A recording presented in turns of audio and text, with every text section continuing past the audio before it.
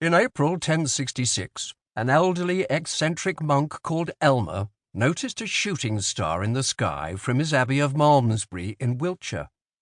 Seeing it as a bad omen, Elmer is supposed to have muttered, "You've come, you source of tears to many mothers.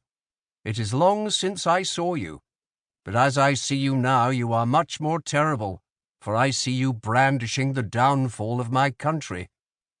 Few people reached old age in the 11th century, but Elmer was one of them, and as a boy in September 989, he had seen the same hairy-tailed star in the sky. Soon afterwards the Vikings had returned to England after almost a century, and so the comet's arrival now was not entirely welcome.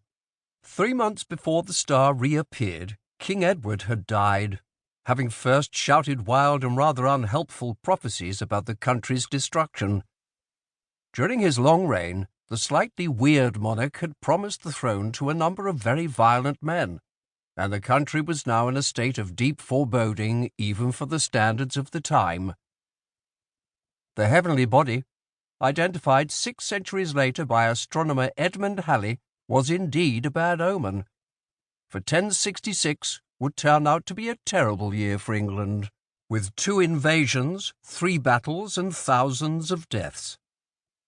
In the most famous of these clashes, 2 armies of between 7,000 and 8,000 men faced each other outside Hastings on October the 14th. Elmer was lucky to have seen Halley's comet a second time. 50 years earlier, the monk was so inspired by the Greek legend of Icarus that he built wings from willow trees and parchment, and proceeded to launch himself from the abbey's 60-foot-high bell tower in a rather optimistic early attempt at manned flight.